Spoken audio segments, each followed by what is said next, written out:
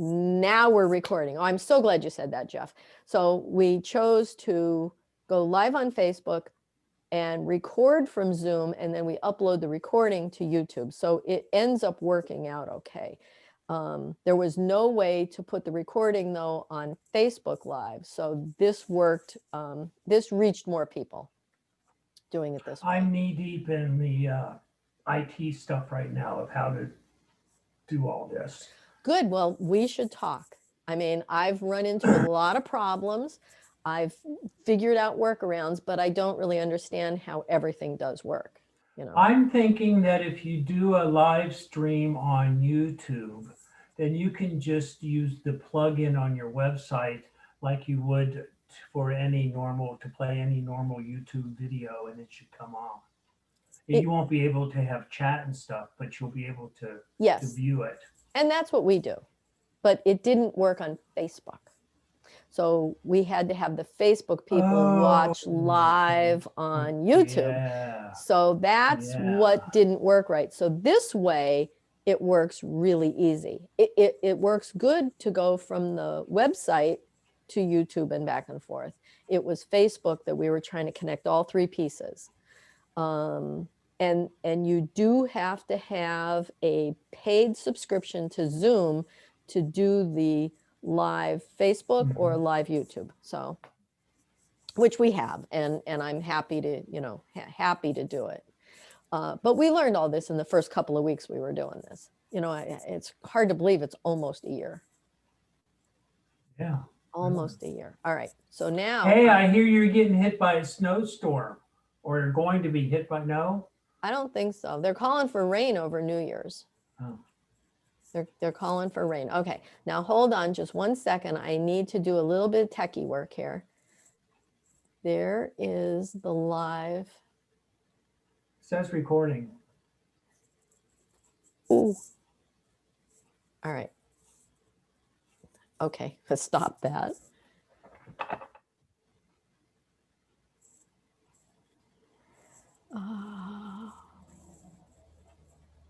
Now I need to find the event. This is crazy the way I have to do this.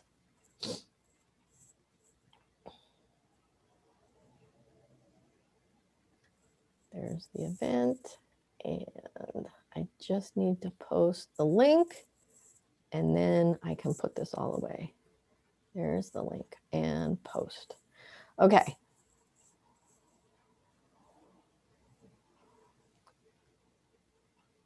All right. Okay. Well, where is, okay. So I will say this, that Mickey is not feeling well.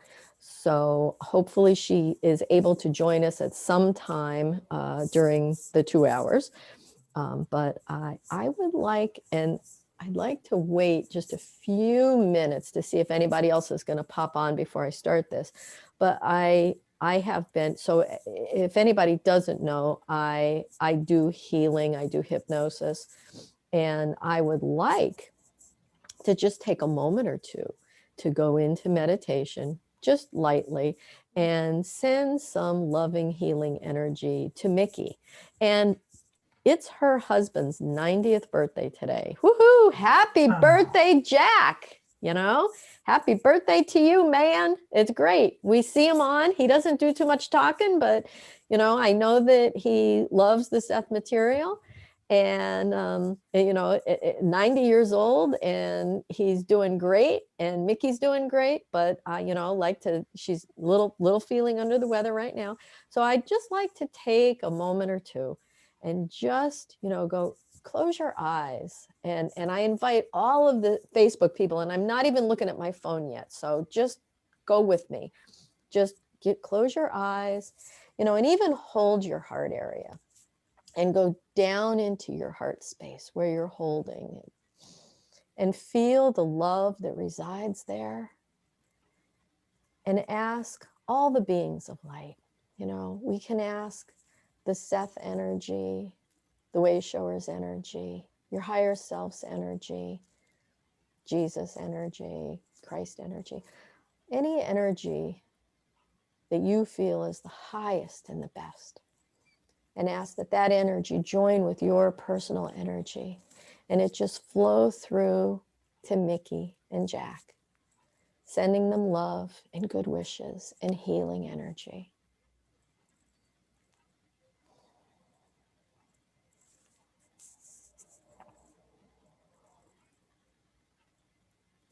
And of course, anybody on that has special intentions for anyone else in your life that you know, or events on the earth, just send peace, love, calming energy. As Seth taught us, everything is intention.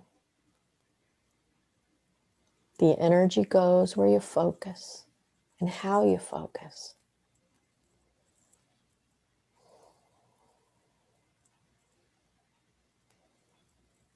And we send love to our friends in England. And if we don't see them today, happy birthday and happy new year. And we'll see you next week. And when you feel like it, when you're ready, you just take a deep breath and open your eyes and come back to the room.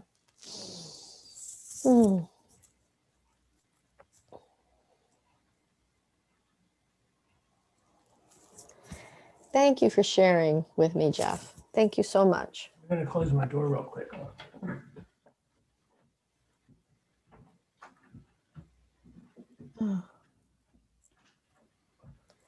All right. Okay. So that was one birthday that I wanted to make sure that I addressed. And whose birthday was that? I'm sorry, I was shutting my something door. else that I wanted to address is today is the third birthday of the Seth House.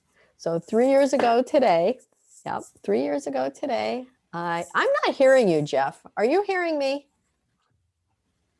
Okay, all right. I can't hear you though. Can you hear me now? No sound.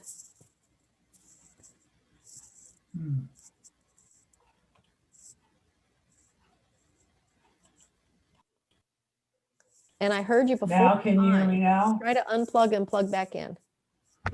I don't have anything to plug and unplug back in.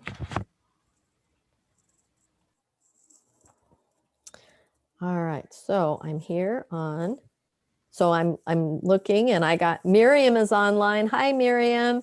And Judy Hall. Hi, Judy.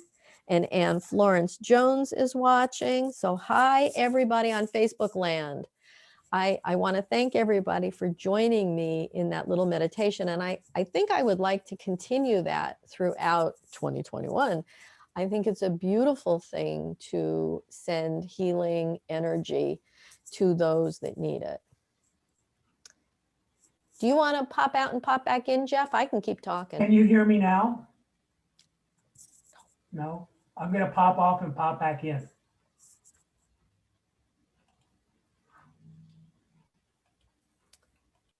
Yeah. Okay. We're having a little tech issues outside. I hope, can everybody hear me? Judy, are you still there? Miriam, can you guys hear me? Oh, so Anne said, hi, happy birthday, Seth House. Thank you, thank you, thank you. So I can tell you that 3 years ago today is when Oshar and I made the decision that, oh my gosh, yes, we can do this. Hi, Gloria. Hi. Yes, we can do this. We can start a foundation so that nobody would ever feel unwelcome at Seth's house, right? That's a big deal, that this is Seth's house. And, you know, we actually have, I don't have it here with me, but we have a quote at the Seth house that says, you are always welcome to Seth's house. And we wanted to make that a reality. And I think we succeeded. You know, it's been 3 years. You know, it took us almost a whole year just to get certified with the government. But today's our birthday. Today is when we had the initial concept that we can do this and make it a business that is bigger than just Oshar and I. So this is it is a real corporation. It's a 501c3 nonprofit. And we wanted it to outlive us. You know, we could have bought the house. But then when we died, you know, where would it be? This way, when the company, the corporations, the foundation, when it buys the house, it will outlast Oshar and I. It will outlast our children. It will outlast everybody. You know, it can go on and on and on. We have board of directors, and you know, this is how it runs. So happy birthday to Seth House. And it was 1 year ago today, no, 2 years ago today, that the government recognized us and gave us the certification that we were a not-for-profit. So it took 1 entire year for the government to do that, but they did backdate it to February when, you know, all kinds of corporate crap that happened. But anyway, we're good and we're on. Gosh, we've got so many Facebook notices now. Let's see. Miriam says she hears me. Miriam said, Jeff asked whose birthday it was besides Seth House. Joined in meditation, Mickey as well, and so it is. Beautiful. So it's Jack's birthday, and Jack is Mickey's husband, and he's 90 It was my years birthday old on the today. 22nd. Jeff, I still can't hear you. Is anyone, is it me? I hear him.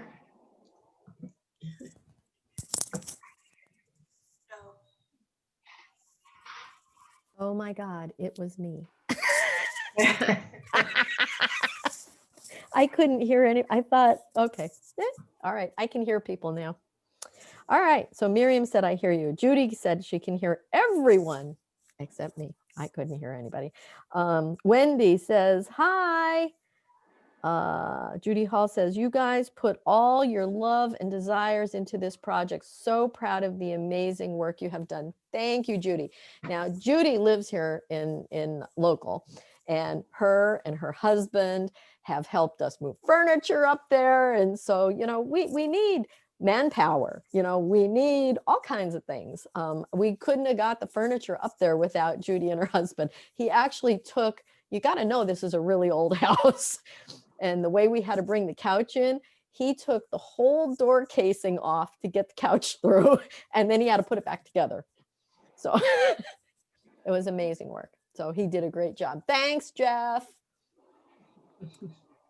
Miriam says, I hear him. Jeff's birthday was on the 22nd. Oh, happy birthday. Happy belated birthday, Jeff.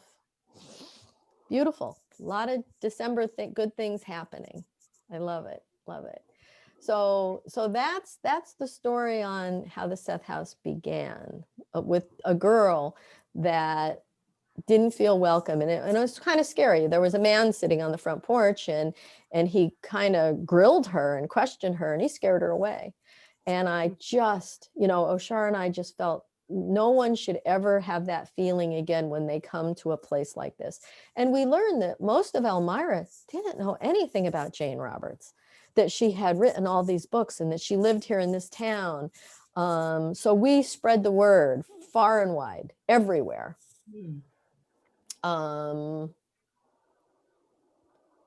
Oh gosh, somebody's trying to get on now, and I just can't do that. Hi, Gloria. Hi, Audrey. Hi, Jeffrey. Hey. Happy birthday. Hi, Gloria. Hi. You know, we decided that people just had to be okay.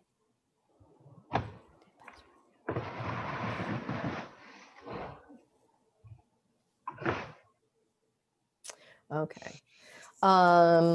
So that is that's how our birthday began, and it's been quite a journey ever since. You know, the first year was, you know, we you know, we're here, we're trying to raise money, we're a not-for-profit. So, you know, I know people don't want to hear money, but you know, it takes money to buy a house. It takes money to, right now we're renting apartments because we don't have the money to buy the house, and we have bills to pay, and so on and so forth. So, you know, for a while it was just Oshar and I doing things, and now we have been gifted by so many generous people that we have enough money It pays for the apartments. It pays all the bills. It has paid the lawyer fees.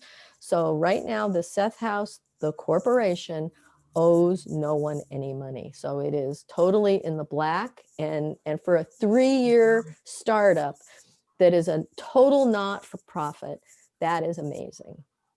Totally amazing. And we have a fund that is just for purchasing of the house as well. So there's money put away.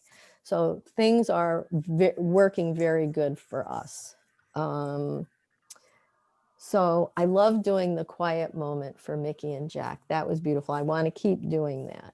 Now, one of the things we started, not to, we try to do an exercise. And Gloria, this is your first time on, but you've been, watching, and you've been on Facebook. Yes.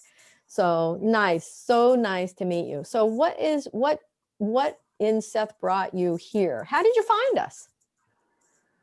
Gosh, I think I was just strolling through Facebook one day, and you popped up when you were live. And I've been into the Seth material for probably, oh gosh, maybe 30 years or something like that, but off and on. And I think what really got me back into it again is my mother just passed away. And I guess I was really,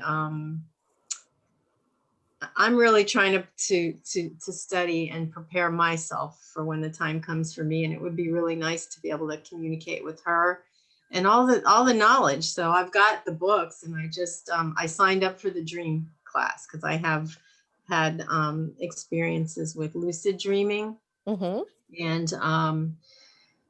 And I wanted to learn more about it. So I guess, that's how it happens. You get led to where you're supposed to be. Beautiful.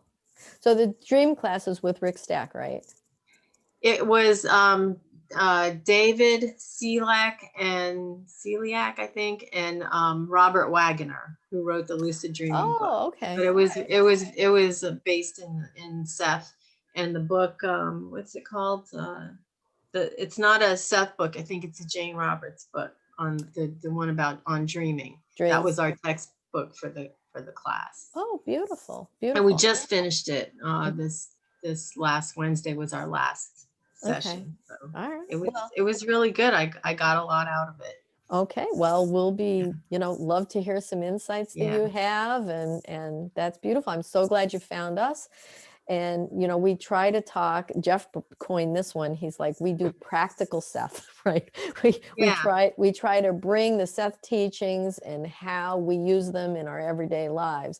And the side time meditations, like I have a big PDF, and you can actually, right here on the Facebook user group that we're on, you can go, there's a place that says files, and that file is in there.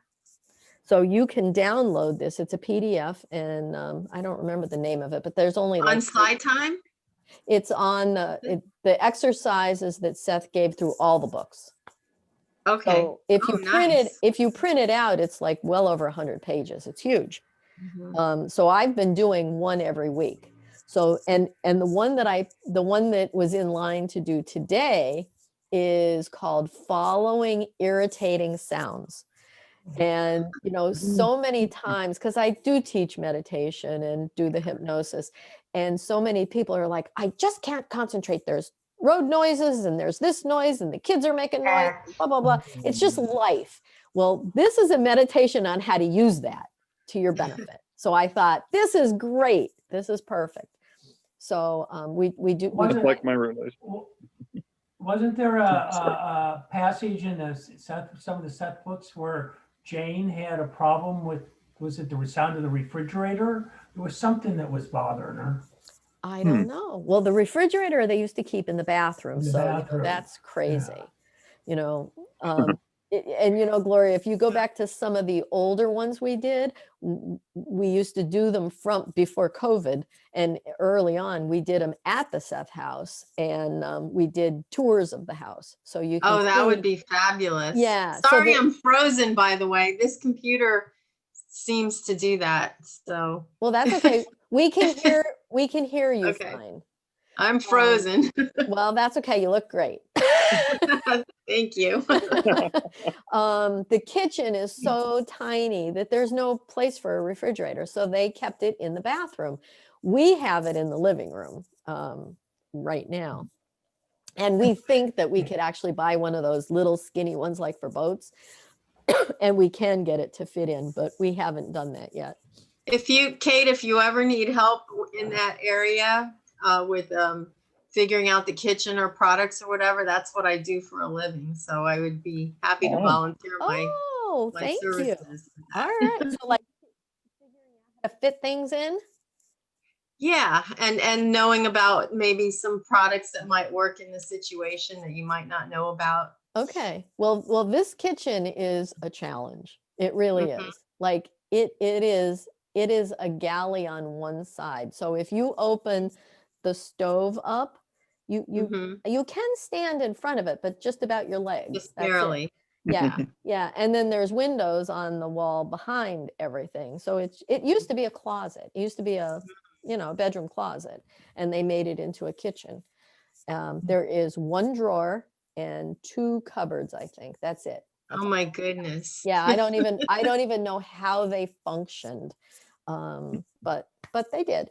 So anyway, you can go back to some of the old Seths and Seth Talks, and you can see what the kitchen is like. I think, if you go to the sethhouse.com, our website, there's Oshara doing a walkthrough of the whole house. So that's really nice to watch. And that was done by Bob Terrio, who did the Seth Phenomena with Robert Butts. So, and he came up and he did that for us, and he's just an amazing guy. Yeah, he's one of our best friends. Yeah. Good to know. That's at Seth. What did you say with the website? Sethhouse.com? TheSethHouse.com. Okay. Yep. Thanks. TheSethHouse.com. So everything you want to know about us is on there. And know this, that our website is being completely redone, unseen. We've got Deb Tejada. She's doing a complete remake. And we're hoping the beginning of 2021, we'll be able to unveil that website. So now you're looking at old information that Oshar and I have done over the years. So, yeah. All right. So that is, so we're caught up to, how are we doing this week? You're moving now. Gotcha, Gloria. Snowy. Yeah.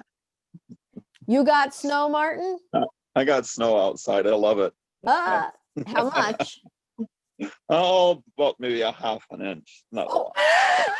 It's white all over though. That's the effect I like. Oh, that's Where are you, Martin? Oh, South Dakota, eastern South Dakota. Oh, okay. I would think you would have snow there. Yeah. He's actually been warmer than us in New York, which is unusual. Unusual. Yeah. And Usually it's about 30 below zero. it's rained here for 2 days. It rained Christmas Eve and Christmas, and there is a lot of flooding, not here in Elmira, but downstream from us. And we had 23 inches of snow the week before Christmas. Yeah. So even with all the rain we had, we still have foot-high piles. So yeah, lots of snow. Beautiful. So I feel like I'm rushing things because there's so much to do to talk about.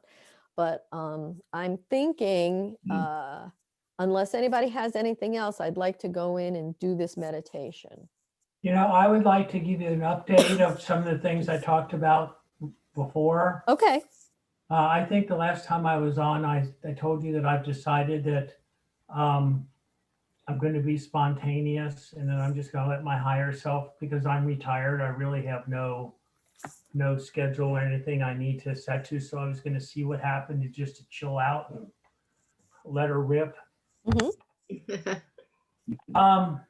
There's a lot of things, but one of the things I was going to talk to you about is that I know I had said before I would like to maybe interview people on a YouTube channel, Seth people, for posterity, because so many of the Sethies that I know aren't here anymore, and I would like to to get on film everybody that I can that's still here. And I was kicking it around. Well, Thomas, who was channeling on this Seth Talk a while back, we were talking, and I've decided to do an interview with him. It's going to be my first one. Oh, I'm going to nice. get my toe into the water and see how it goes, because you know, I'm sure you know, when you start something like this, all of the insecurities come out, and you know, oh God, I won't know how to do it, and so I'm going to try to work through all that and just go forward and see how it presents itself. So we'll see. Yeah, it's good that you're doing it with a friend and someone that, you know, that's wonderful. Good. That will be a realization. I love it. Anything else? I So think I will like this meditation. wait, say that again, Martin. Right. I said, I think I will like meditation because I know I love irritating noises. You remember my fire alarm. And you know something, when I did this one, I'm like, Martin and Mickey are they, you guys just go poof out. Yeah. You know, and then for others, like I remember a woman that used to come here, and she didn't come to meditate with me anymore because I had clocks that ticked. You know, and I'm like, oh my God, that like it kind of brings me to the present when I hear so irritating noise don't bother me either, Martin. I'm good with them. But it really does bother some people. Yeah. But it won't hurt you to hear it. No. You might like it. Yeah. I like it. Yeah. I love repetitive noises. Yeah. I kind of do too. Yeah. Clocks ticking are the best, I think. Yes. Yeah. But not everybody feels that way. But Seth is going to show us a way that it's good for everybody. Yeah. Jeff, you were going to do something else too, and I'm trying to think of what it is you were going to do. It was something to do with you were going to look up something else. Yes. You really don't want to know what I did. Oh, well, go ahead. Can you? I kind of opened the dam. Oh, now tell me again. What was the subject? It was The it subject was mental enzymes. Mental enzymes. I was thinking energy enzymes. Mental enzymes. So what did you am find out? Just starting to scratch the surface. Mental enzymes, from what I know, and I don't know much yet, is what enables our energy to create physical reality. Oh. Hmm. Oh, okay. Oh, well, I like that. So like a thought first. Yeah. you know what? I don't know. You know, and I've also discovered that I'm more of a builder, so I'm more in how do things work, and I'm not so much of an explorer like a lot of my friends are. They like to go out and do the dreaming and the lucid dreaming and the astral projections and stuff.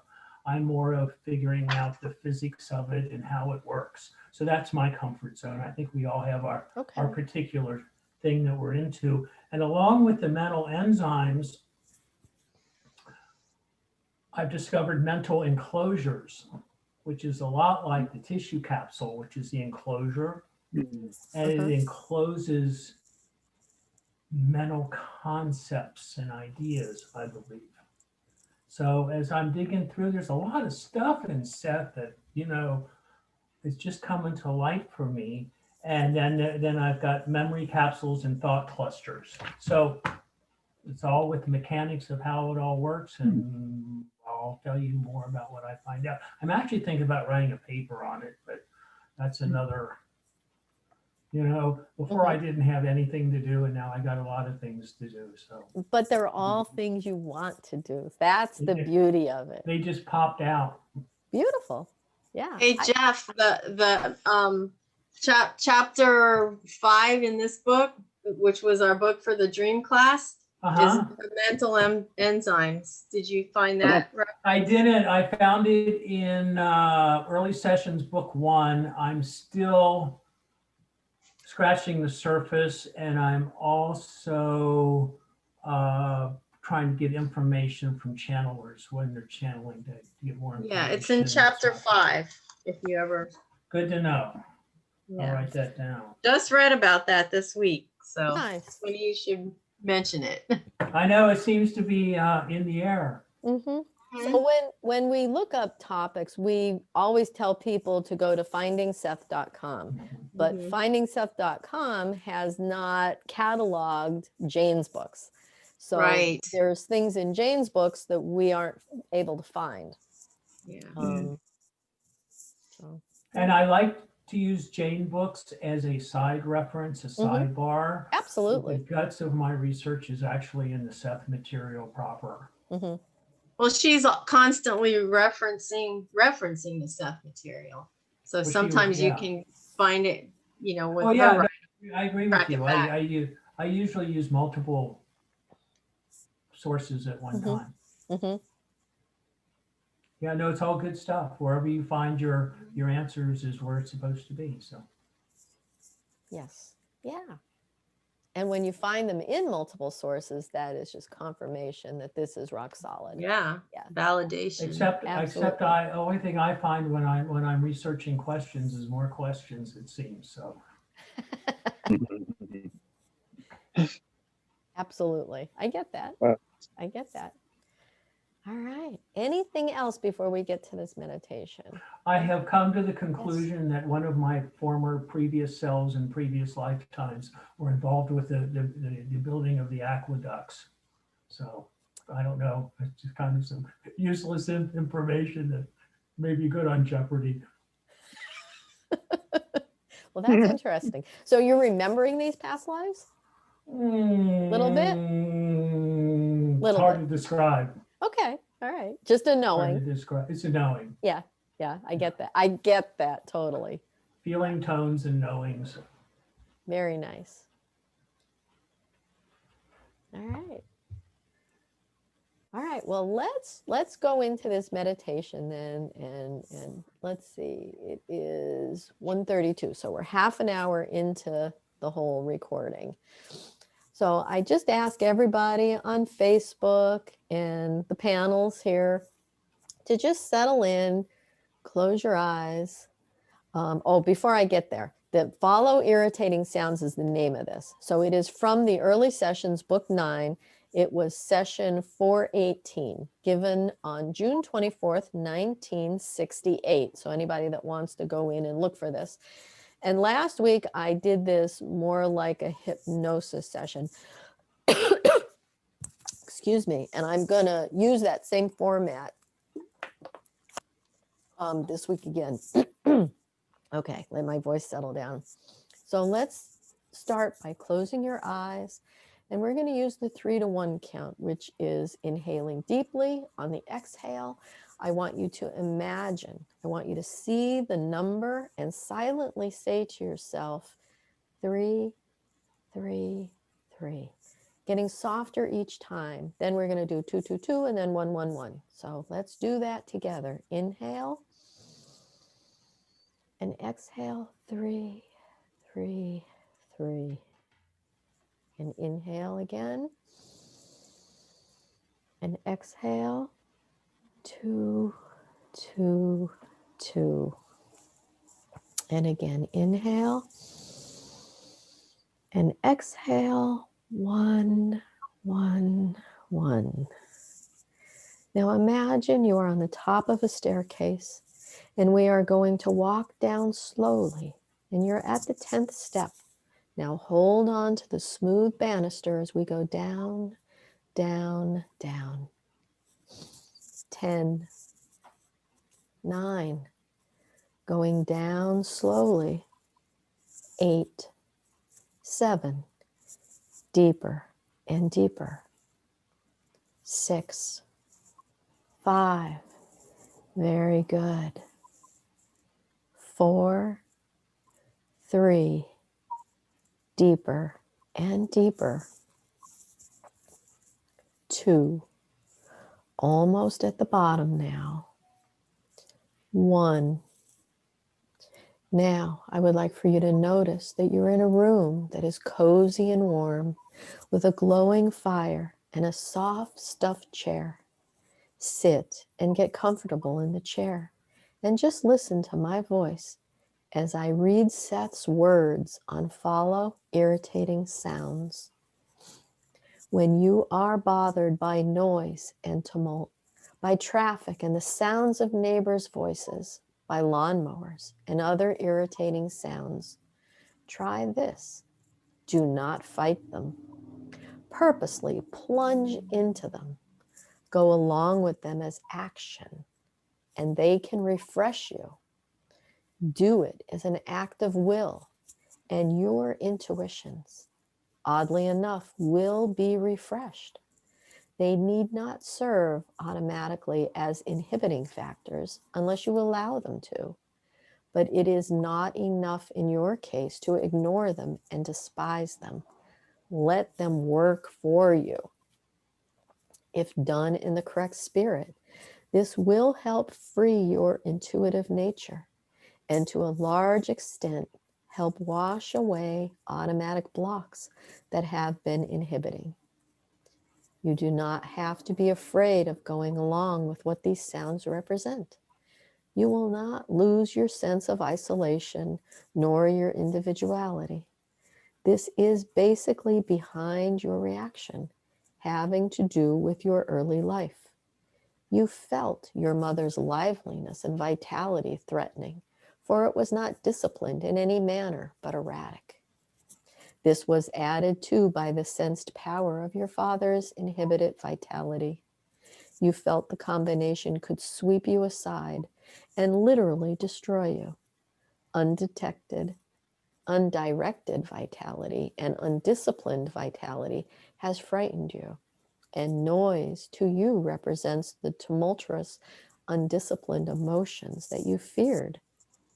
The exercise will do much to override this, for you are strong enough and you need inner freedom. There is behind such seemingly undirected, abstract tumult and energy, direction that cannot be intellectually perceived, but can be intuitively sensed. And this is the force that is behind your own art and all creativity. It can even serve as a framework for creativity, for from these raw materials, you can forge and direct energy for your own purposes. You can take that tumult and use it, but not if you set yourself up against it. Then it is threatening to you. Various sounds rush at you. From one inharmonious, high-pitched yell, for example, if you listen, you, as an artist, can sense the self that was forced to make that sound.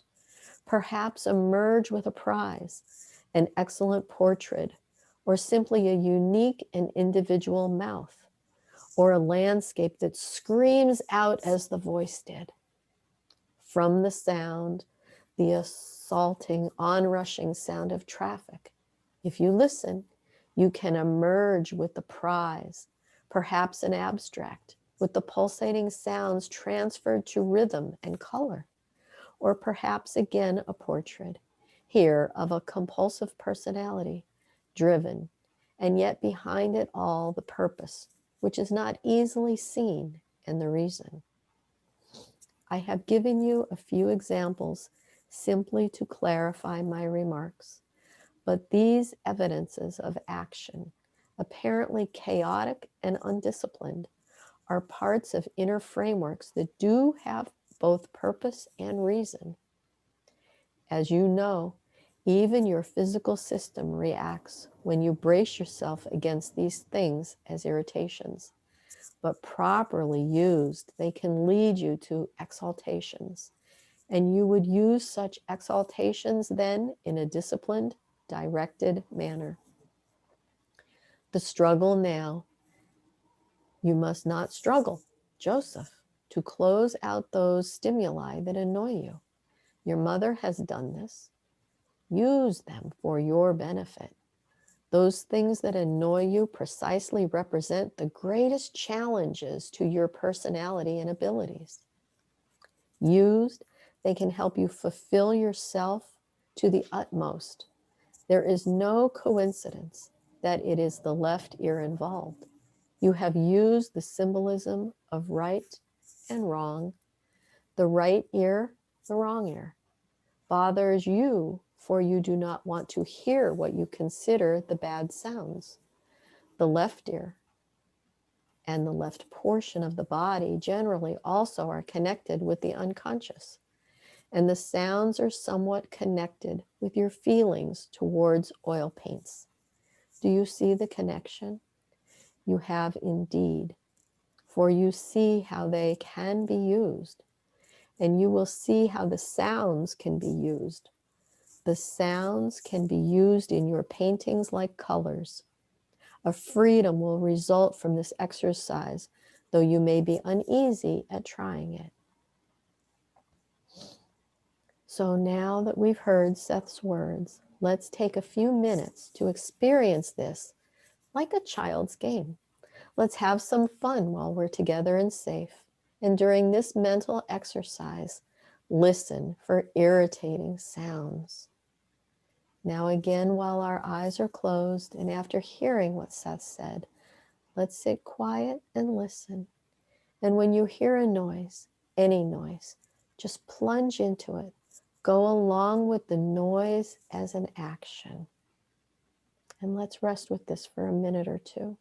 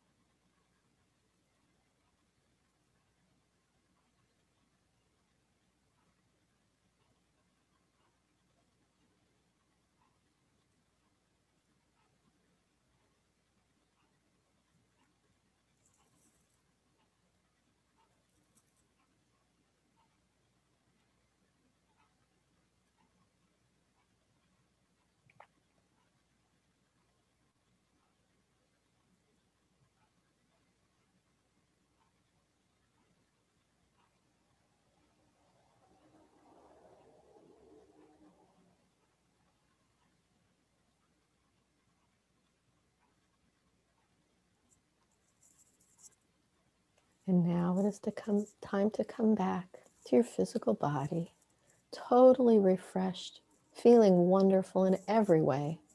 So on the count of 3, you will be fully back and ready to resume Seth Talk. 1, you are beginning to emerge, feeling totally relaxed. 2, your mind is clear and alert. Your eyes are starting to open. And 3, eyes wide open, fully awake and feeling fine.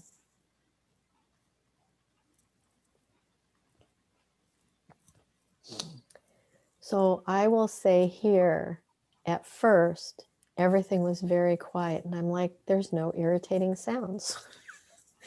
And then in the quiet, a car rushed by. And I could see like a landscape with wind, right? With wind, seeing the trees bending and all. And then it was quiet again. And then I could hear a clock ticking. And then I could hear a second one ticking, and they were ticking in the off ticks. So it was tick, tick, tick, tick, tick, tick, which almost felt like the heartbeat. Like, it's like, am I hearing the earth? So it was in the quietness and the non-irritating feelings I was having, it was pretty significant that I could go to that place with, and everything was very nature based with me. It was outdoors, it was trees and the wind and then the heartbeat of the earth. So how beautiful. That was nice. Anybody else want to share anything? Okay. Yes. Okay. I have this big clock on my wall and it ticks. I'm not one I like repetitive noise. But I'm so used to it that I don't hear it anymore. But when we got quiet, I started getting in the rhythm of the clock.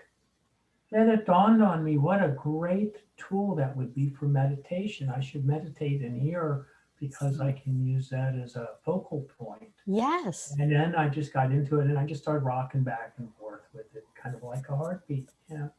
Kind of get me into Nice. it. Oh, beautiful. Thank you for sharing that. Audrey, how did you do? My niece is watching Game of Thrones. I jumped on her dragon in the Game of Thrones. And I have my washing machine going. I went in there and spun around a bit. Oh. It was fun. So you're Almost. squeaky clean. Yeah. Beautiful. I mean, I've never heard of a meditation that actually does this kind of a thing. Use things that most people don't like to enhance their ability to meditate. Now, Martin, you love repetitive sounds like Jeff and I obviously do too. How was this for you? Uh-oh. This was very interesting. I normally don't notice noises because, well, I mean, I hear them and they don't bother me. So it was interesting listening for noises I don't normally pay attention to. You know, very distant ones. I got a fan blowing on me right now, and of course that's making a noise. I tried listening to that, but it just seemed so regular. I was listening for things more distant, and what I heard was a washing machine, and then I heard kids. You were with me. So I'm wondering. I was wondering if I heard yours. It's like 'cause the That- washing machine in my building is like 2 floors down. So It's in the next room. That is so cool. You guys are the best.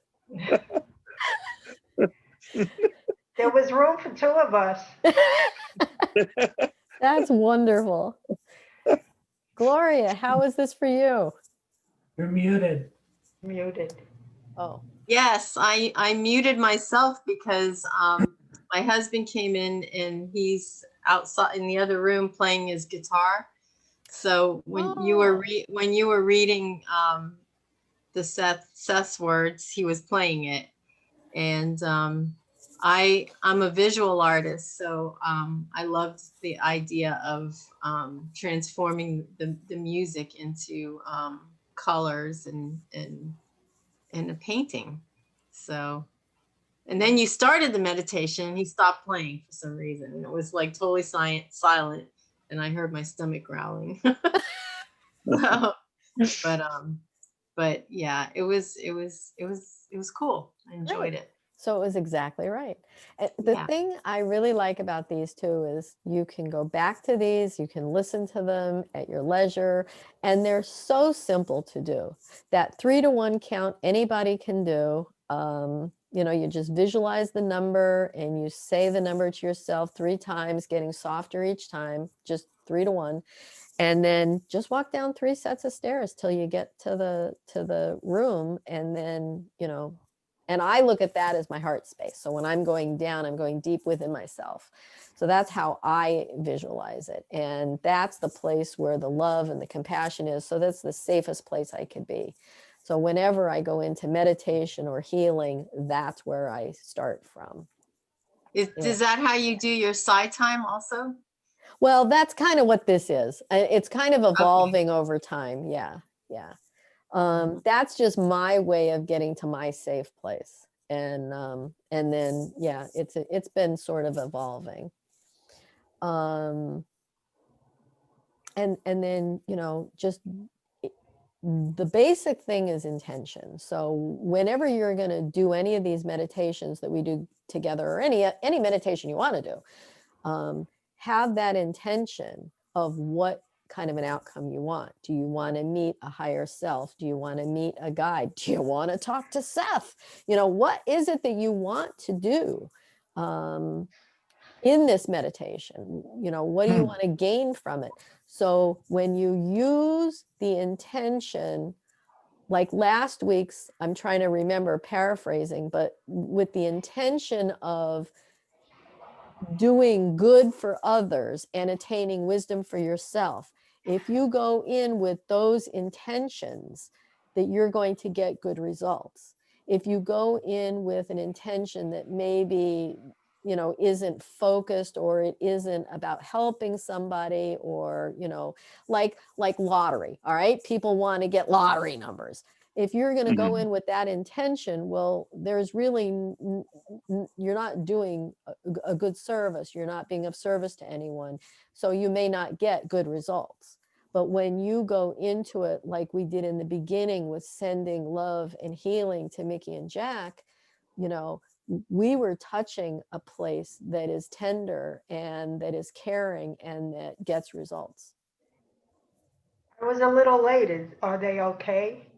Yeah, they're okay. Mickey just is a little under the weather, and it's Jack's birthday, so she's trying to be upbeat and be with him, and yeah. So we sent healing, we sent some quiet time to them. So, and I hope she's doing well. I'm sure she is. We'll hear from her. I hope she's actually napping, to be honest with you. So because that's the best healing that anybody can have. Yeah.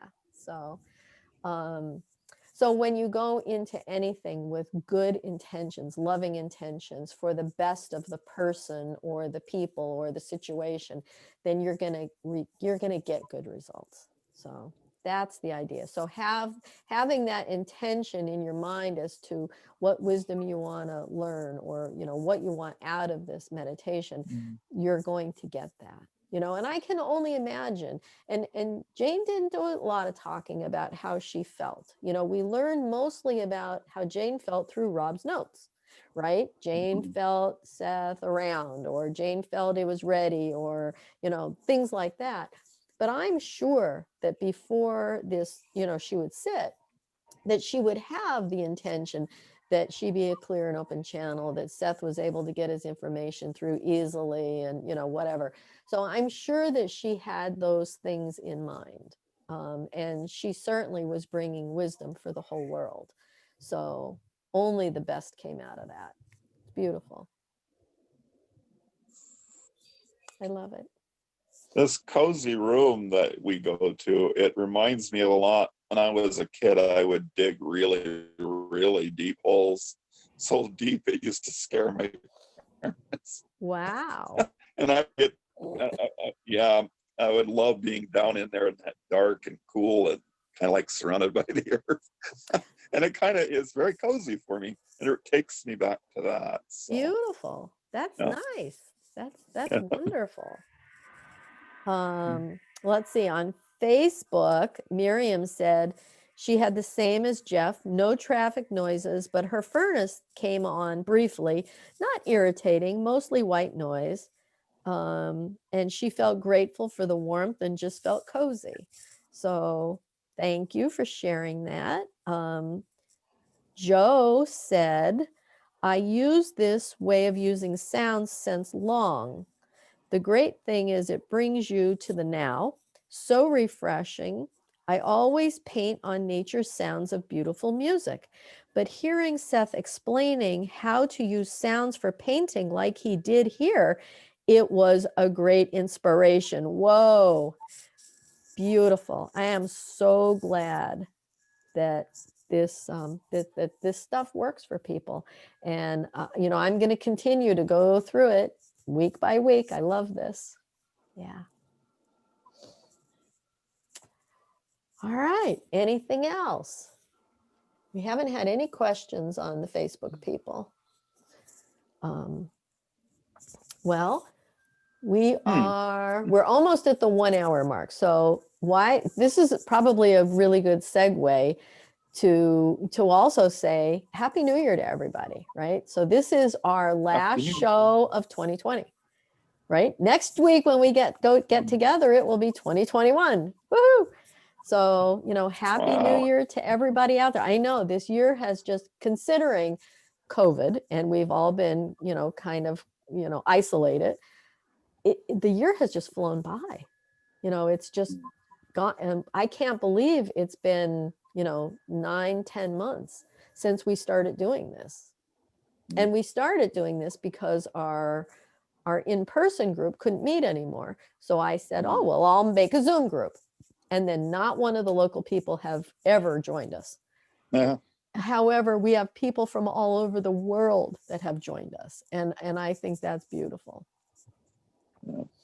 So I think COVID really has made the world a smaller place. You know, it has brought more diverse people together in a good way. It's also enabled people to become more comfortable with the technology. Yeah. Yeah, true. True. So I can think of all kinds of good things that have happened this year. I think that meditation Yeah. has gotten much stronger this year, collectively. I think more people are just being more reflective and more grateful for what they have, and you know, it's just a good time in life. And yeah, I feel very safe, very cozy. Yeah. So I ran across, and this just happened this morning. I woke up, I turned on Facebook, and I found quotes again by Seth, and it was New Year's resolutions delivered by Seth. And he delivered them on December 17th of 1979.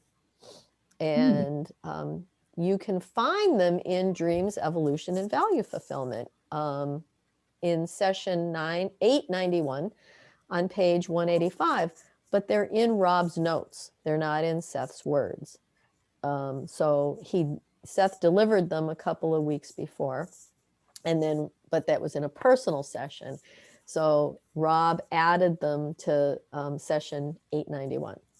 So I'd like to read what Seth had to say, because it is, I mean, these words could have been written for me today. And I think everybody's going to feel the same way. Here's what he says. Now, I wish you a Merry New Year, into which I hope you manage to insert a touch of lightheartedness now and then. Now, if I were you two making a list of resolutions, my list would include feelings and attitudes. Things to do are all well and good, very good indeed, but the feelings and attitudes are, shall we say, at least as important. I would not presume to make a list of resolutions for you, but in an imaginative endeavor, this is what I pretend I would list if I were you, meaning you both. Though this is a new year, there is nothing really new about the list.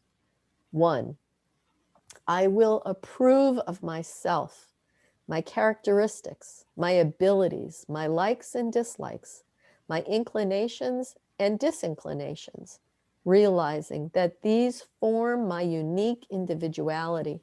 They are given me for a reason. 2, I will approve of and rejoice in my accomplishments, and I will be as vigorous in listing these, as rigorous as remembering them, as I have ever been in remembering and enumerating my failures or lacks of accomplishments. 3, I will remember the creative framework of existence in which I have my being. Therefore, the possibilities, potentials, seeming miracles, and joyful spontaneity of framework 2 will be in my mind, so that the doors to creative living are open. 4, I will realize that the future is a probability. In terms of ordinary experience, nothing exists there yet. It is virgin territory, planted by my feelings and thoughts in the present. Therefore, I will plant accomplishments and successes, and I will do this by remembering that nothing can exist in the future that I do not want to be there. That, I think, was like the most amazing thing I've read Seth say. Can you tell us again where you found that? It is in Dreams, Evolution, and Value Fulfillment, session 891. And it's at the end of that session, it's in Rob's notes. Okay. I really liked it. Yeah, me too. So in thinking about what we're planning for the future, right? So the Seth house, I stopped worrying a couple of months ago about money coming in. And funny, but it started coming in then. So I know that using Seth's thoughts is, all I have to know is the outcome. And I put that outcome out there into the future. And however it's delivered to me, I trust that it's delivered to me. So having these feelings and these emotions of my intentions, of what I want accomplished, feeling that they already are accomplished, I think is just so important in setting the tone for this new year, right? We want this virus to be over. We want to gather again. You know, last year we were getting ready to actually do a conference at the Seth house for Jane's birthday. Ron Card was bringing the chair, he was bringing everything up to us, and we were just getting ready to get this ball rolling, and whammo, you know, we we were in lockdown, you know, in March. So nothing happened. So we missed our two big fundraisers, which was Jane's birthday and Rob's birthday.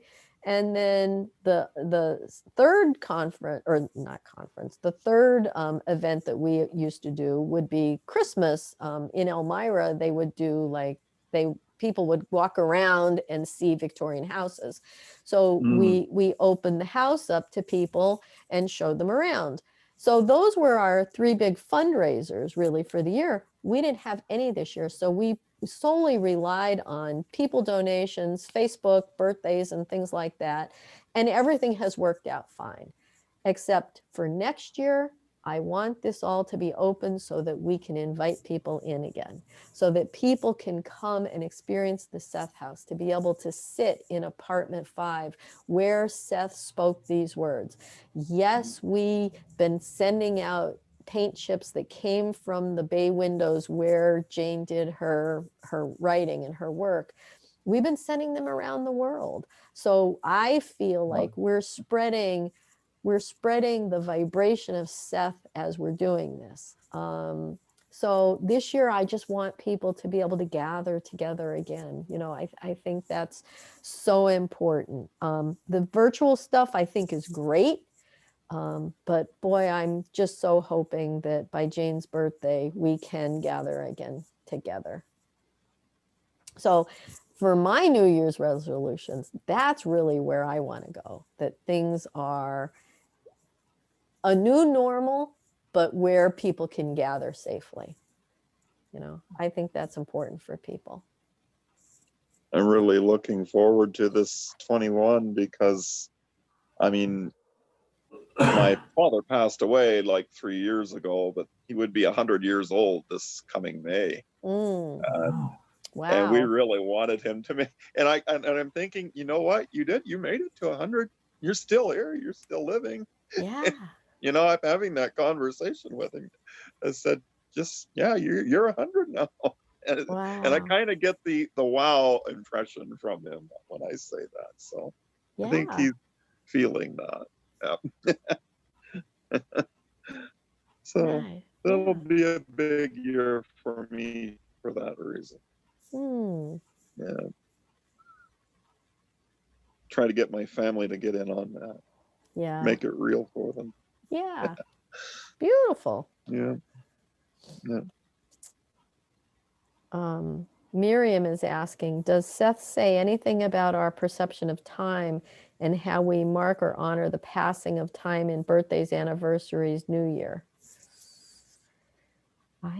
Well, he certainly gave these suggestions to Jane and Rob, which he used to do so often. And I think a lot of these are hidden in the personal sessions and the deleted sessions, or the early sessions and the personal sessions. And I have not read those yet. We don't even have all of them. We're still waiting for our delivery. With the snowstorm, deliveries have been held up. So we're still waiting for our delivery on those books. You know, Seth said a lot about time. I don't recall as much about anniversary and dates that we would remember, although in the spirit of the Seth material, I would say that Seth always encourages us to celebrate our newness. So I would imagine, you know, just be in the mindset of celebration and whatever it is you need to mark, and it's all a good thing. Mm-hmm, mm-hmm. Yeah, to mark milestones, I think, is important. Yeah. You know, whether they be life or events. Yeah, I think they're very important.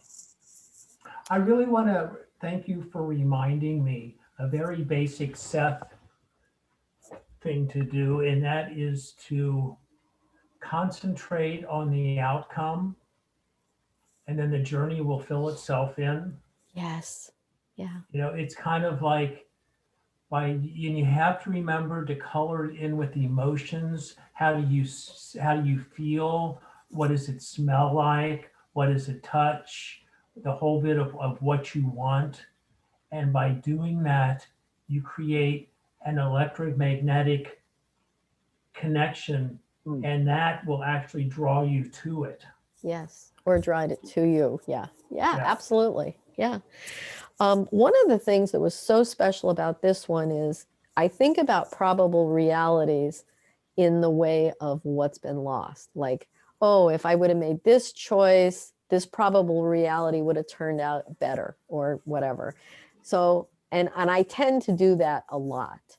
So when I read this, that about a probable future that doesn't even exist yet, that is total virgin territory, that, you know, it doesn't exist. We're creating with the feelings we have now. So make those the best feelings. Use the feelings of love and creativity and joy and happiness. And the last two exercises, Seth keeps saying, do it like a child. It's play. Have fun, you know, and then you're putting that into your future and creating that probable reality to become the reality that you exist in. Yeah, that was big for me to read. It also works in opposite. You can reach out to your probable past selves and do healing in the past. Yes. The same way. Yeah. And I've done that, and I think about the past, but I have never really delved into the future. So this is a whole new way of thinking for me. I've sent things to my future self. Oh, good. Let's see, And past. Oh, I'm so sorry. So Miriam is responding to Martin. She says her dad would have been 100 last year too. He lived to be 95. So, Wow. you know, we are thinking about these anniversaries, and how they might feel. Marion also said, Wayne Dyer said when he was about to write another book that he started with the book and its cover already done in his mind's eye, then he'd start working on the book. You know, Miriam, I'm so glad you said that, because I remember him on a PBS publication, and he actually had the print cover of the book that he would do, and he would print it and put it there like it really was finished, and then he would start writing it. Yeah, so he had that visual of it as well. Yeah. You know, when I think about my friends and family that have transitioned, it's comforting for me to know that the only thing that separates me from them is frequency vibration. Truth. That's how I deal with it, by thinking that way. You know, if you can adjust your frequency vibration, there might be able to be chances to communicate. I don't communicate verbally like we do, but it's through sounds and thoughts and music and yeah, it's very, they communicate in a different language. Right. Now, Martin, you actually hear words and feelings, right? Yeah. Really? Yeah. Cool. Yeah, I actually, I'm actually, I guess I should say I am a medium. I really am. I always have been. It took me a long time to to recognize that term as applying in my life. But yeah, the whole gambit, the whole experience that goes along with that terminology. Yeah, I see, I hear, I feel. Yeah. Yep. I love that, Martin. I love it. I love it that you're like embracing that. And that's a beautiful energy to send forth into the new year too, that you embrace that and you welcome what good can come of it, right? So that's exactly what Seth was talking about, having wisdom come to you and doing good for others. Yeah, thank you. Thank you for being here with us. Yeah, you're welcome. Yeah. Thank you for making this. It's like, I just it's love, wonderful. I love this group. And, you know, I just asked Gloria last night, would you like to join us? And she said, why, yes.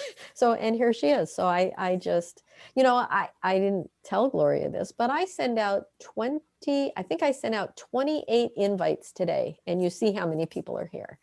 So, yeah, but you know, people are busy, and I know this is really early morning. There's people from Australia that love joining us, and in Europe it's late at night, and you know, some places it's really early in the morning. So it's just not convenient for everybody. But I still, and they tell me, they're like, keep me on the list though.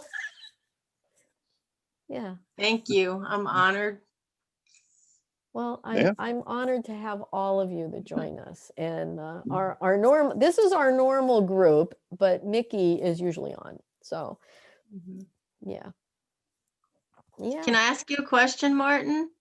Can I ask you a question about your mediumship? Do you have one particular entity that you channel or connect with? I do actually. Yeah. I've I mean, I can just, are you asking, you want me to, well, his name is Amarantha. A lot of people, when I tell them that, oh, you mean Ramtha? No, no, no connection. But no, that's the name he's given. There are other names he uses, but that's the main name that I get. That's the main entity that I guess, yeah. But I also experience all kinds of apparitions and verbal communications from ancestors, friends, even animals. Yeah. Oh, nice. Yeah. When I first moved here, I don't know if I've told this before. If I have, you can stop me, because maybe I'm getting at that age now where I repeat. But when I first moved here, I stayed with a family that, well, friends of mine, and I kept coming down. I was a night person then too, even though I was on at the time working. So I would get up at night and be busy at night while they were sleeping, and vice versa. And so when I would get up at night, I'd see these cats, like 4 or 5 of them at the bottom of the stairs. And when they'd see me coming down, they'd scurry off. And this happened for several weeks in a row. And I started noticing that I never saw any food or water left out for them or anything. And no litter boxes, no litter smell. And I never ever did see them at all during the day. Only at nighttime, when I would be coming down the stairs, I would see them there, and then they would scurry off and disappear. And after a while, I just finally said, "Where are your cats?" And they kind of like, "Huh?" And then I started to tell them, and then she started gasping. The lady did. What it was is they had 4 or 5 cats shortly before I moved in there, and they were all very old cats, I guess, that they'd had for a long time. They just got them all at the same time, and they had to put them down because they were all getting sick around the same time. This was just like a month or so, maybe not even a month before I moved in. And so they didn't have any cats at all by the time I moved in. I was pleased to be able to tell them, well, they're still here. That's wonderful. Yeah. Oh, that's a great story, Martin. Thank you for sharing. Thank you. Yeah, you're welcome. Yeah. So we're planning for 2021. So the Seth House is planning, you know, we're hoping to to actually own the house in 2021. That is our goal.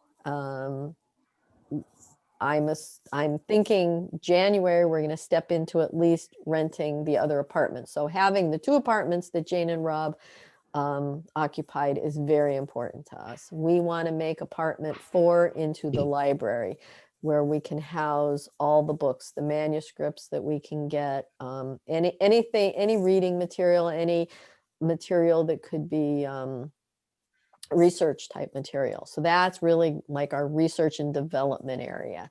And then having apartment 5 just pristinely for people to do channeling, to do meditation, to do, to do the development part of the research, right? So research over there, development over here. The practical Seth part. The practicals, yeah, that part. And Can then I ask a question? sure. How much do they want for the house? For the house, he has put a price of 200,000 on it.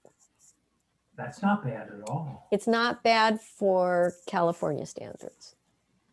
Oh yeah, well you can't even get a 1-bedroom shack for. I know. Well, so when we first started this, we had a woman in that is an architect, and she's very versed at doing historical renovations. She said it could be $1 million project. Now, does it need to be $1 million project? No. She was talking about taking the house back to 1888. And we don't want that. We want the house to represent the 1960s and 70s when Jane and Rob lived there. So we don't ever want to take it back to the one family look. So in reality, when the house was built, Jane's living room, where the bay windows are, that was the master bedroom. The kitchen was their closet. Then there was the bathroom. Off the bathroom is another room, which was Jane and Rob's bedroom. That most likely was either a nursery or a dressing room back in the 1888s. Then there was a sleeping porch, which was Rob's art studio. So if we took it back to the original, it would be so different than it is today. But you want it to reflect when Rob and Jane lived there. So we do. So it doesn't Yeah. need the kind of renovation that this woman was talking about, but it does need like the outside of the house. There's a lot of rotting wood out there. So it needs those kind of attention. And then when in the 1930s, they changed the house from a 1-family to these 8 apartments. Well, what they did was they turned all the porches into kitchens.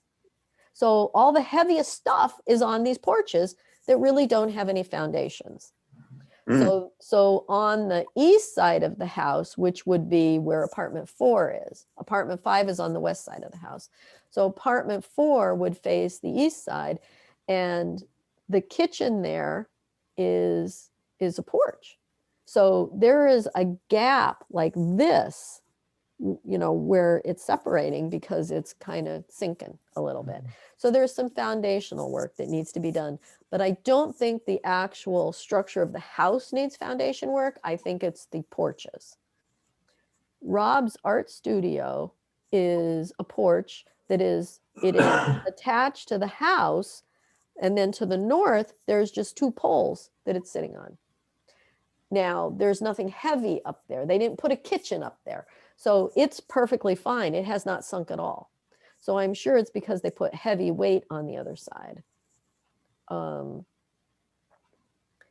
there's things that need to be done. The house is just grossly dirty, and it's grossly, unattended. Like, I don't think the hallways have ever been painted, at least since the landlord that we know has owned it.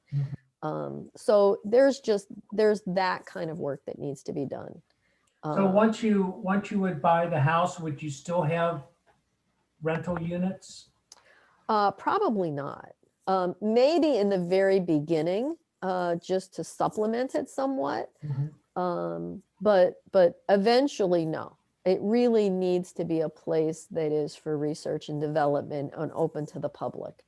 Like right now we have to be quiet. I mean, the tenants are pretty good when we're having events. The landlord is good. He tells them all, he's like, let the girls do what they do. Just stay away for the day, you know?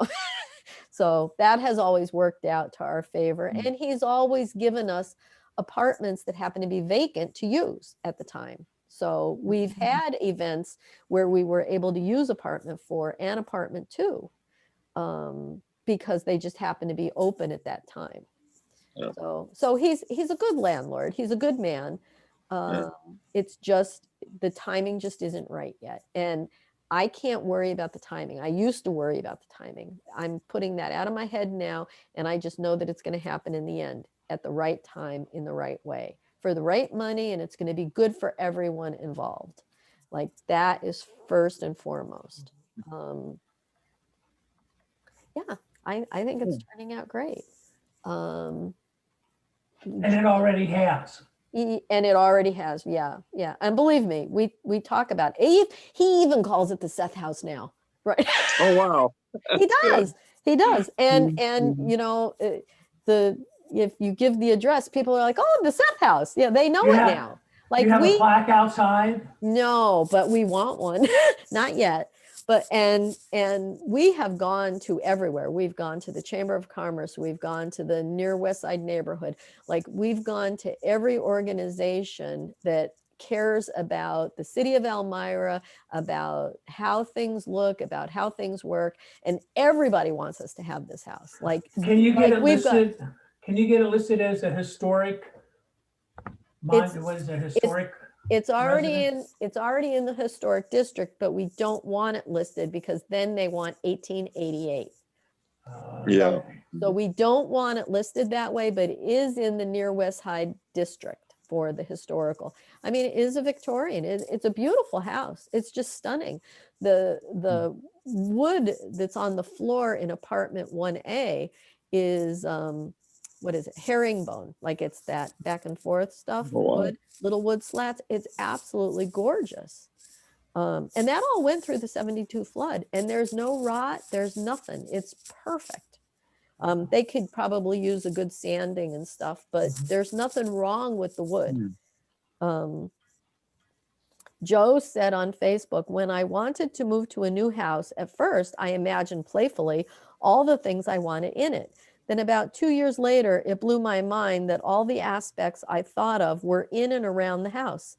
In a vision, a year before moving, I saw a huge tree standing inside that new living room. And later, I saw those same big trees standing all along the street in front of my new house.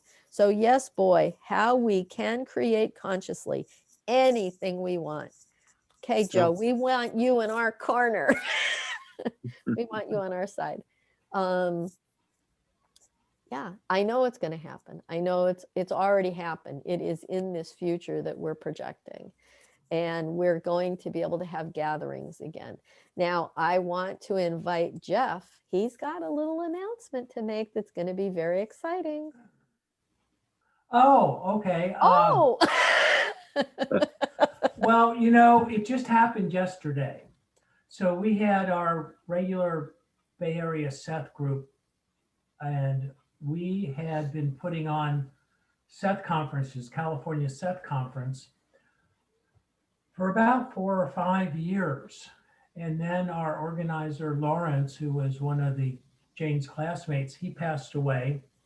And we haven't done anything since then.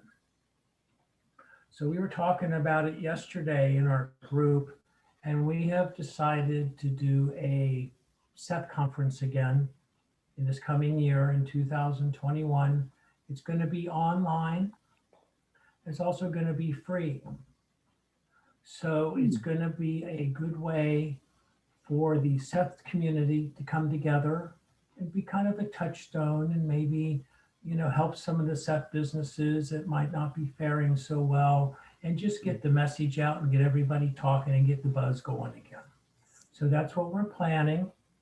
I have just started putting the planning committee together.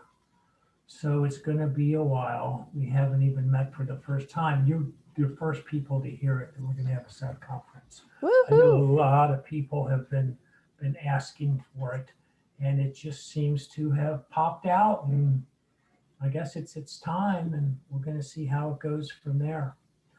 Beautiful. I've asked the Seth House to be part of it, and they've agreed. And we have our local Seth community who we're the ones that have always put the conference on. So we're just itching to put on another one. It's going to be totally different because it's going to be online.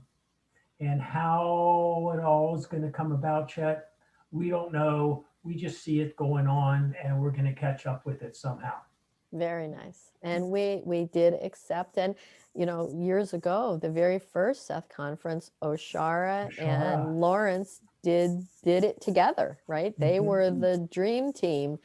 And so yeah, I remember it well. We're yeah, very Oshara is the first person I asked. And you did the website way back then, she told me, because I still asked, do. yeah, I said, was Jeff a part of the beginning? And she goes, oh yeah, he did the website. He was our tech guy. So very beautiful. Yeah. It's exciting. It's exciting to be on the cutting edge of new stuff, even though it's on the edge of old stuff. But we have to find new ways of doing things.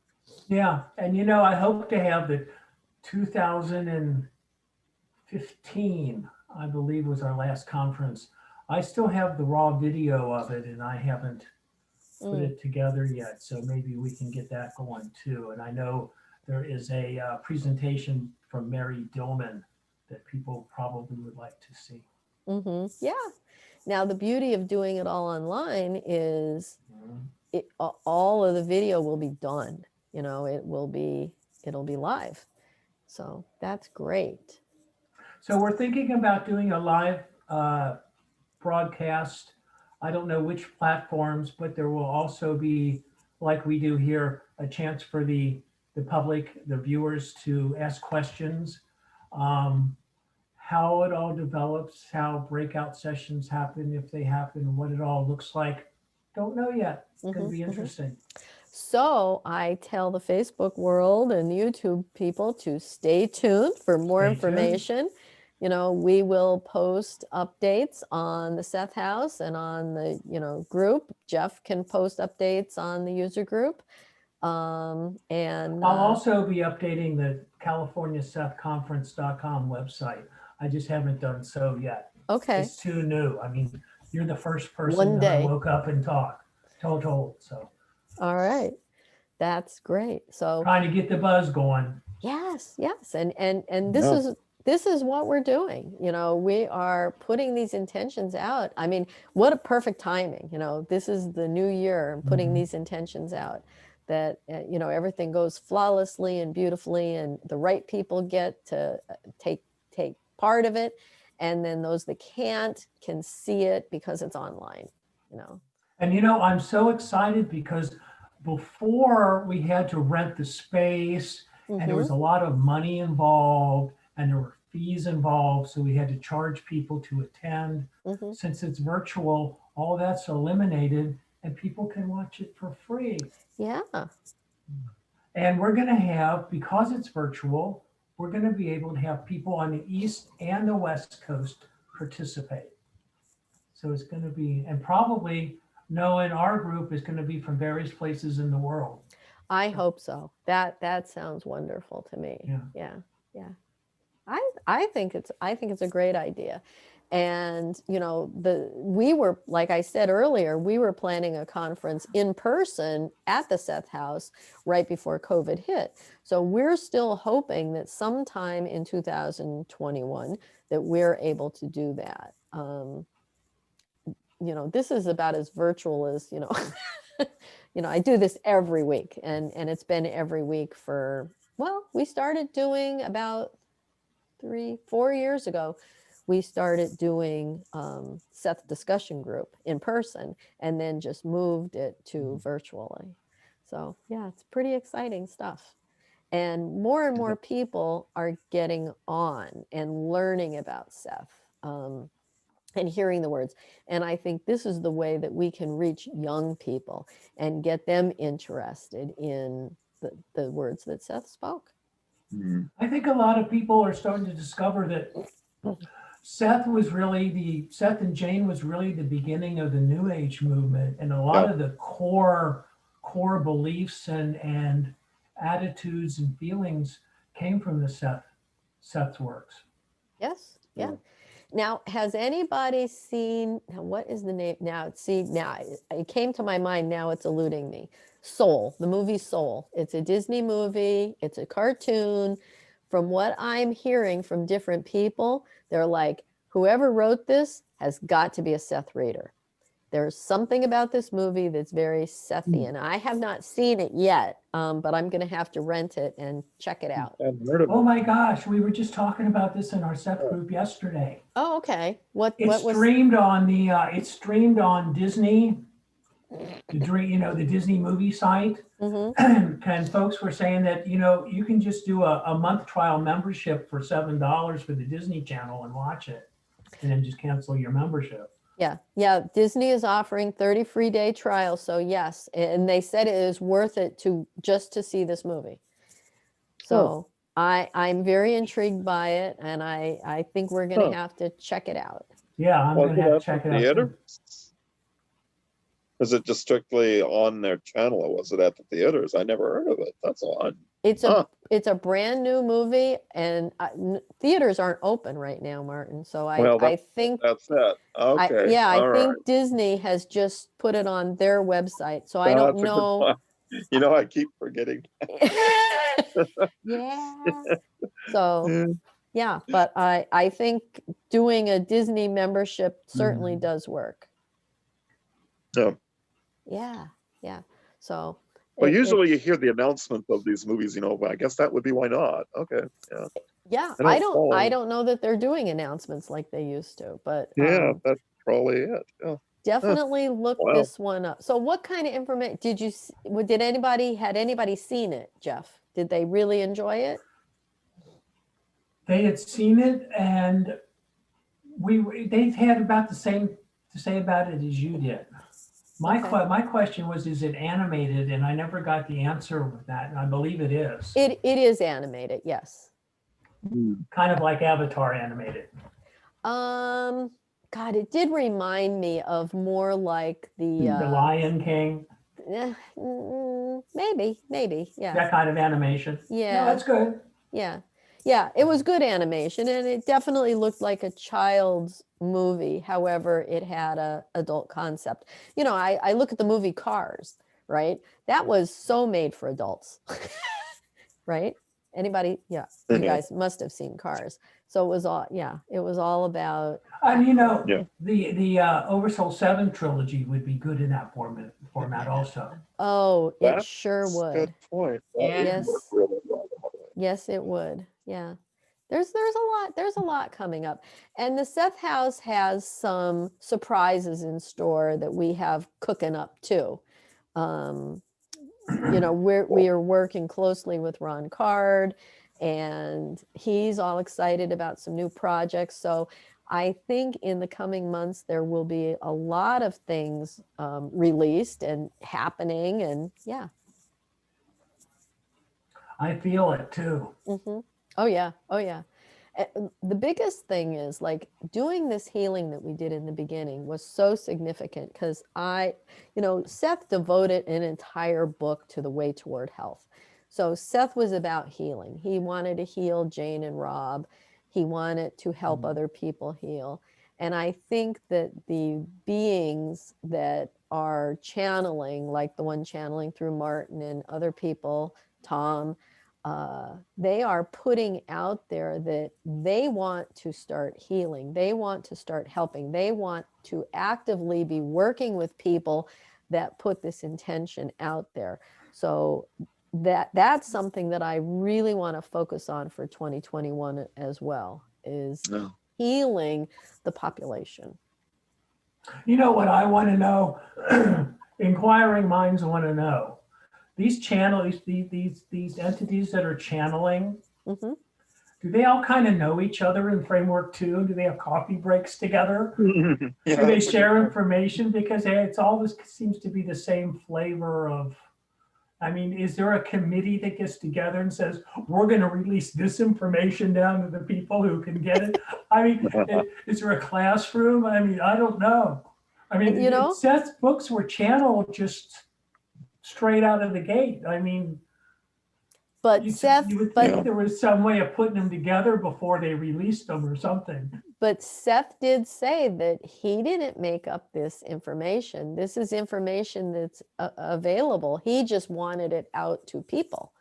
So he kind of simulcast it to us. Kind of, yeah. And he did it before, any of these other people, because most of the other channelers came up after Seth. Like, I think one of the beginning ones would have been Abraham. Esther Hicks channeled at a Seth conference the first time publicly, Abraham. So she was a little afraid of the whole matter. And now she's so well known. And I've done that, I think, only one time. And that was, I think I told you about it. I was camping with friends and I went completely unconscious and started talking in another voice, the whole thing. And and they have that on tape. I've got to get that tape. I don't have it, oddly enough. But of course, but I've never actually made a practice of doing that. The kind of medium that I am really, that at least as far as it has mostly been, is where if you're with me, the entity will appear and talk for itself, and you'll see and hear them rather than having it come out my mouth. Oh, that's kind of interesting. Yeah. Yeah, that is interesting. Yeah. And I think that when a medium is presented in front of someone and is going to channel, the entity that channels through the medium does kind of fit it into what the audience needs to hear, or it's certainly going to be different from one person to another person. So that doesn't surprise me, I guess.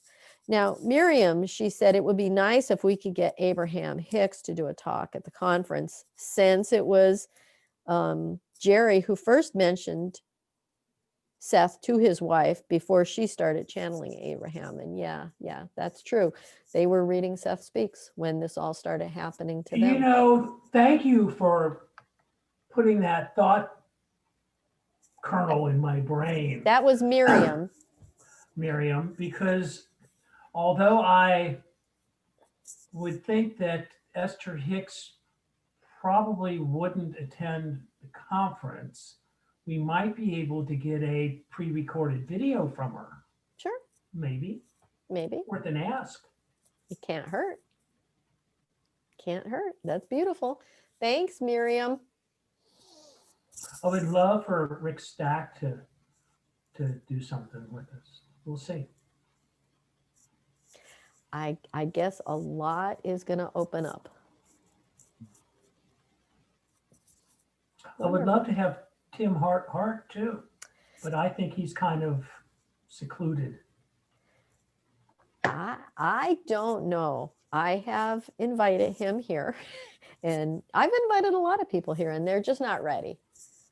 So, but again, a recording, that's totally doable. Yes. Yeah. We had asked Tim Hart to come to the Seth house and to sit in Jane's chair in apartment 5 and read the books. It's an amazing feeling to do that.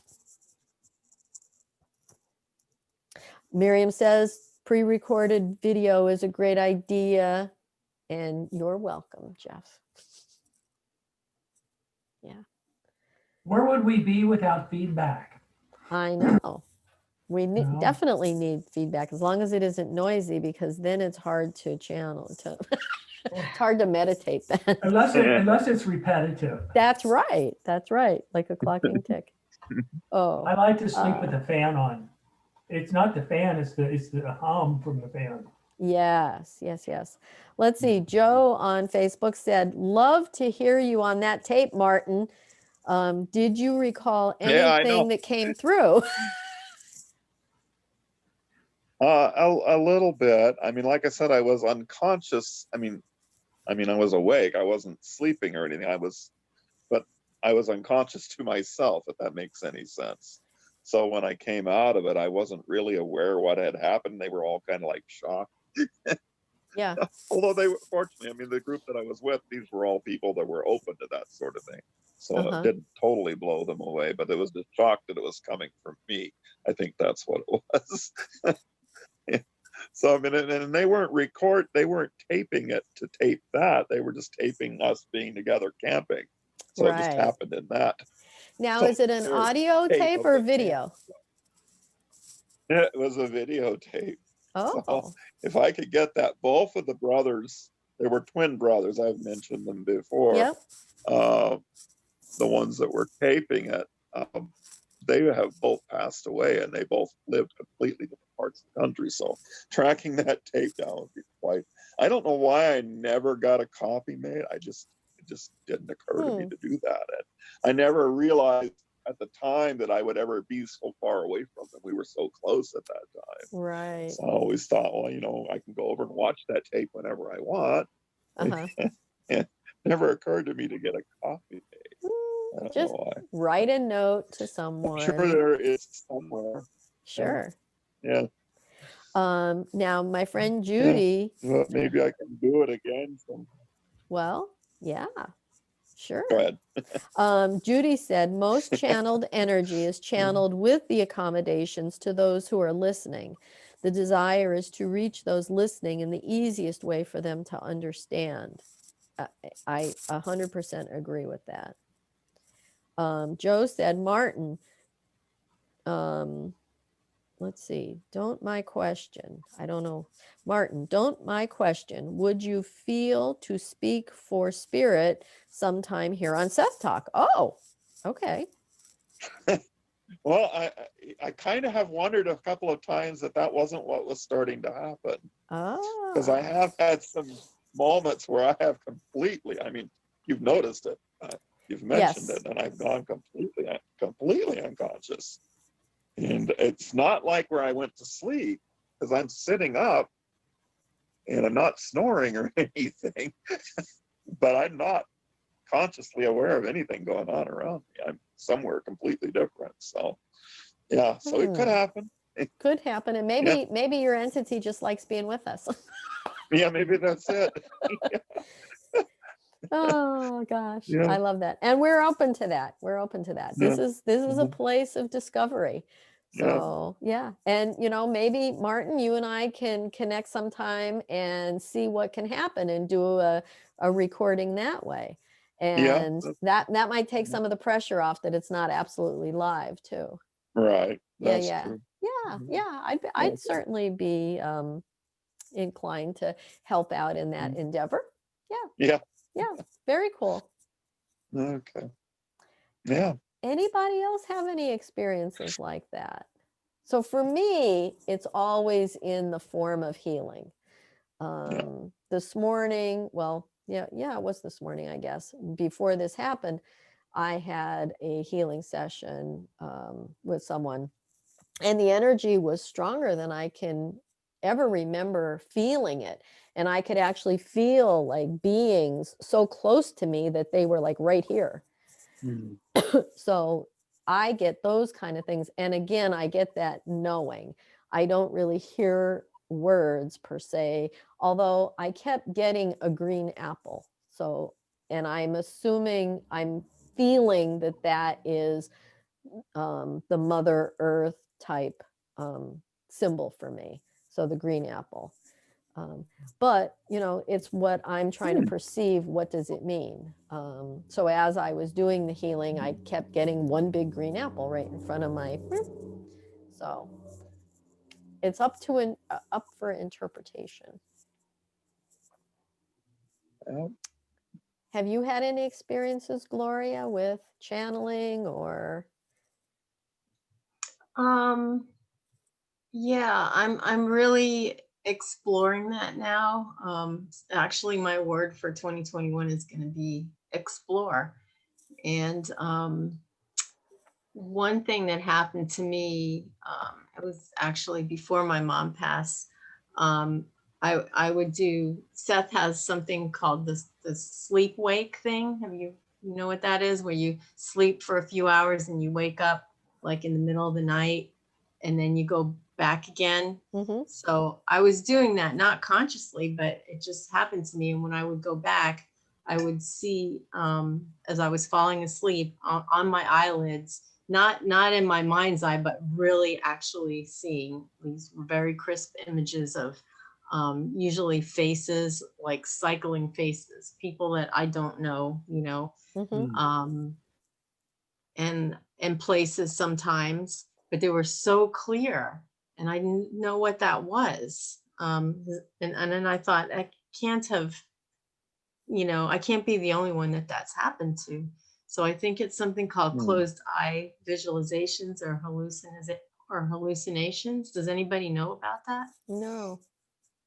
Yeah, that's what was happening to me. Now, since my mom passed, that has not happened to me again. Mm. But I feel that when I go inside and ask about it, that I'm told that I will. Okay. So, And I think this is a great time of opening for all of us.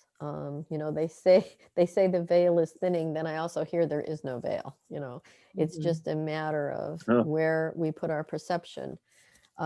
Judy Hall is a channel, and she lives here locally. And she said, Martin, I can tell you, I should read this. Martin, I can tell you, Kate is a wonderful person to help you in trance channel in a very safe and accepting space. So I believe that.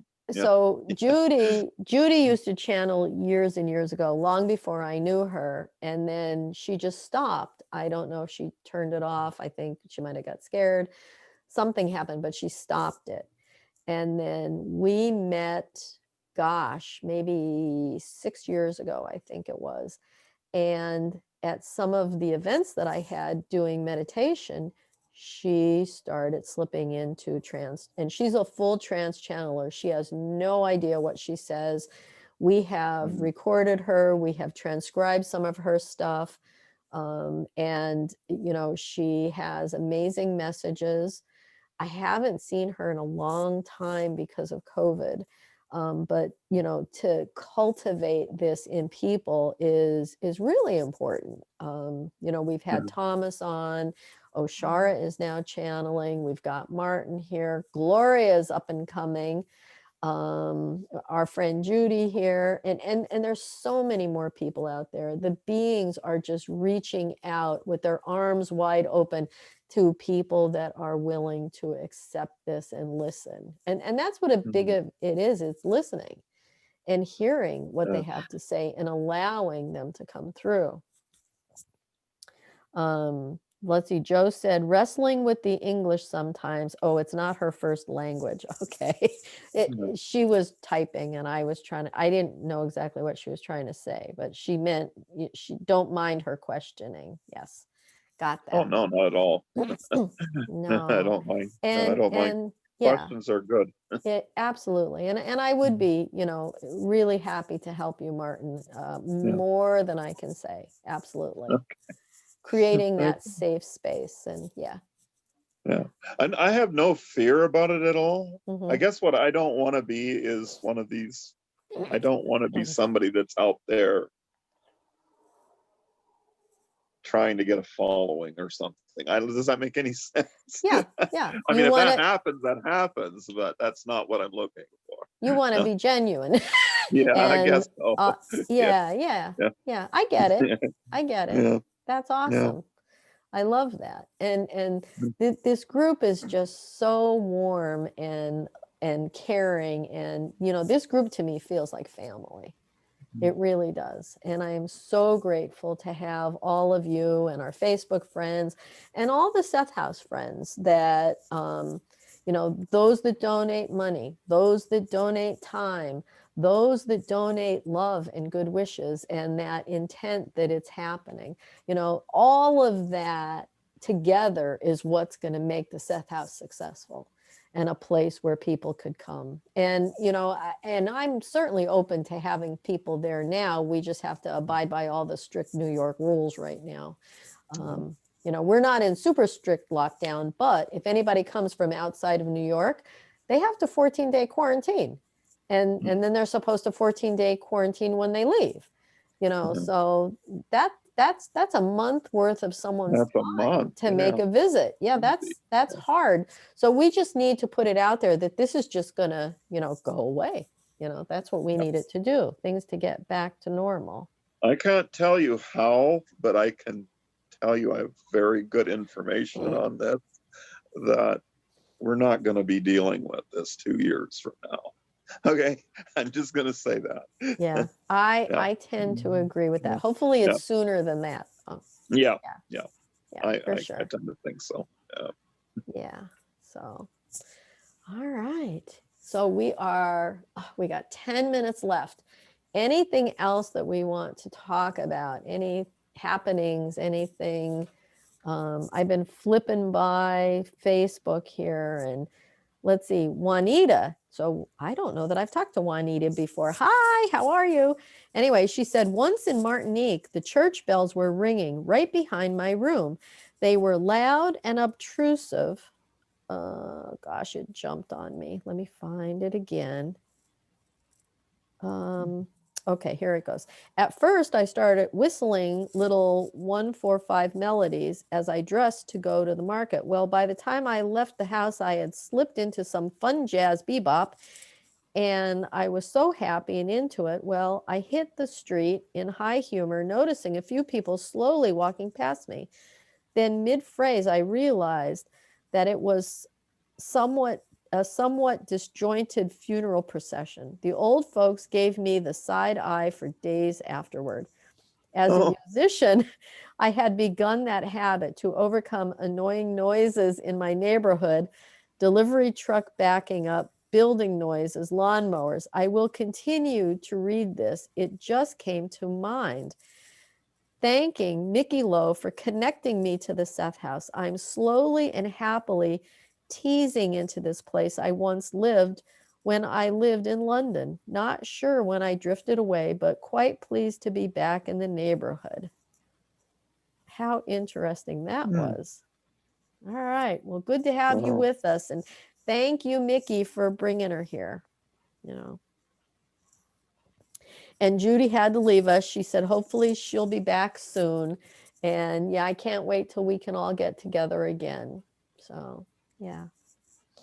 But this has been great. I want to say Happy New Year to everyone.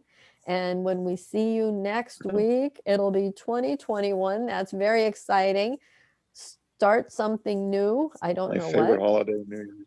Is it? I love it. My favorite holiday. It's my favorite holiday. Total favorite holiday. Nice. Yeah. Do you do anything special?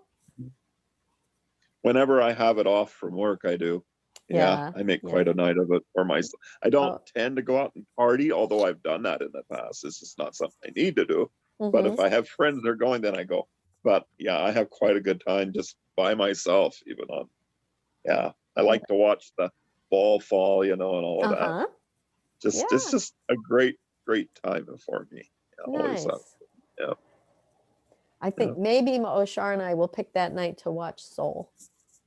Oh, good idea. Maybe. Yeah. Good idea. Yeah. Yeah. It sounds good. Yeah, it does. Yeah. So anything else anybody would want to share? Audrey, have you heard anything from Boston? That department is closed. Oh dear. Have you heard anything from the author? The person who does her website, she's gonna, give, the permission was given. Okay, but you need handwriting to say that. Oh yeah, she has to contact Boston University and give permission and. Okay. So for those that don't know, there's a recording that was made of Jane, and she channeled Seth. It's about an hour-long recording. It was on TV. And apparently Boston University has this, and Audrey is trying to attain it so that we can see what the heck. So this is never before seen footage unless you Oh, watch the wow. TV show live back Yeah. in the 60s. I'm not So- Yeah, it sure just it's seems changed though. they're On the, wonderful. when you go on the website, it just says psychic, but It- I'm yes. willing to go and Yep. check it out. Yep. You're right. One of the girls, Shauna, had found this. She got stopped, and then Audrey picked up on it, and she's making more headway. So, you know, we have these Seth sleuths out there trying to find stuff. I love it. I love it. Well, I'm glad happy you're to making go. progress, and you know, that another reason to have COVID go away. Yeah. Let's see. Joe says, I do know that if you set the intention that only genuine info comes through and then trust that completely when you start a channeling session, you'll do fine, Martin, just Yeah. because you already have that intention set. Yes, beautiful. Thank that you is so cool. much for that reminder. Yeah. Yeah. Again, intention is everything. When you have that intention of doing the highest good for whoever you're with, that is what's going to come through. I do believe that.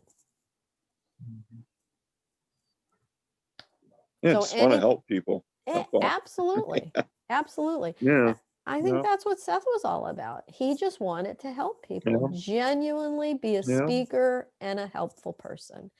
And I think All right. there's more and more speakers coming out in different ways. And I love it, Martin, that you know you're more than happy to give messages, but you have no desire for notoriety. You know, that is genuine, you know, caring for humanity.